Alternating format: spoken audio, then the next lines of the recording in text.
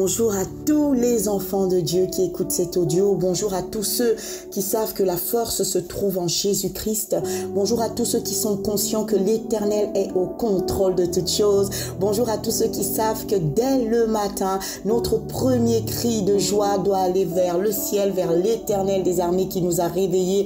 Bonjour à tous ceux qui savent qu'on doit se réveiller dans la joie, dans la louange, dans la célébration parce que l'Éternel a encore été fidèle. Bonjour à tous ceux qui savent que tout peut changer en un instant lorsque le nom de Jésus-Christ est invoqué. Famille, je suis bénie de pouvoir vous bénir encore ce matin. Alors on va faire un tour dans cette parole de Dieu qui nous est si précieuse et si chère. Dans Romains 11, verset 33, l'Éternel nous dira ceci: quelle profondeur ont la richesse, la sagesse et la connaissance de Dieu, que ses jugements sont insondables et ses voies impénétrables. En effet, verset 34, qui a connu la pensée du Seigneur ou qui a été son conseiller? Que ses jugements sont insondables et ses voies impénétrables.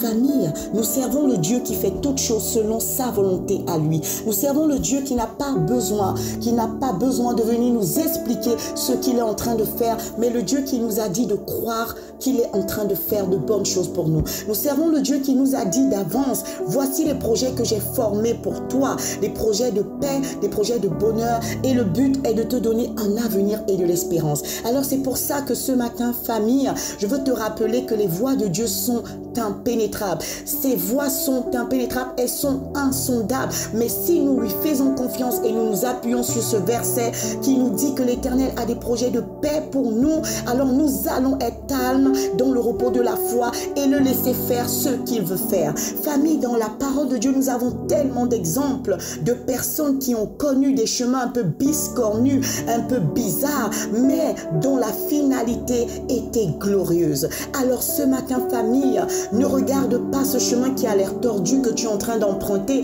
parce que le Dieu que tu sers est le Dieu de tous les chemins. De la même façon que ce chemin a l'air tordu, bancal, un peu bizarre, Dieu est capable de le rendre droit ce matin par sa toute-puissance. Ruth a d'abord été veuve avant de rencontrer Boaz. Les voies de Dieu ne sont pas les voies des hommes. Et parfois, nous, humains, nous voulons que Dieu se mette à notre niveau. Mais c'est à nous d'aller au niveau de Dieu. C'est à nous de comprendre que les voies de Dieu ne sont pas celles des hommes. Le raisonnement de Dieu, celui qui a toute la sagesse et l'intelligence en lui, ne sont pas nos voies. Alors nous devons nous soumettre à la volonté de Dieu. Nous devons nous soumettre à ce que Dieu veut faire.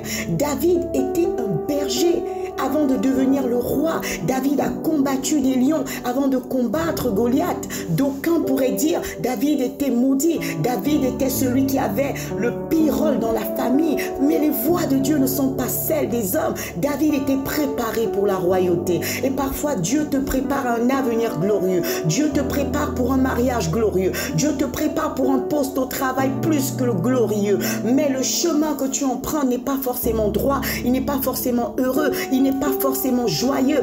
Anne était moquée par l'épouse de son mari. Elle était moquée. Elle était mortifiée jour après jour. Mais Anne avait cette assurance, cette confiance en Dieu. Elle savait qu'un jour, alléluia, en un jour, Dieu peut changer notre destinée. Et c'est ce qui s'est passé avec Anne. Les voies de Dieu ne sont pas les nôtres. Elles sont impénétrables. Alors je ne sais pas par quoi tu passes, famille. Ne regarde pas au côté tordu de la situation. Ne regarde pas au fait que cette situation te fait pleurer.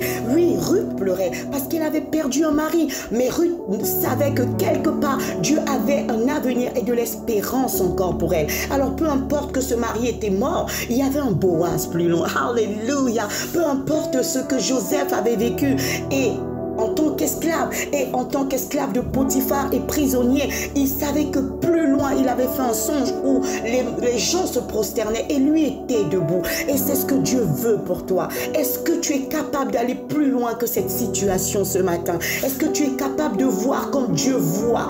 D'essayer au moins de voir comme Dieu voit. Parce que si c'est une question de déduction, si Dieu me dit qu'il a des projets de paix et non de malheur pour me donner un avenir et de l'espérance, si je m'appuie sur cette parole, ça veut dire dire que tous les chemins que j'emprunte mènent à l'avenir et l'espérance. Alléluia.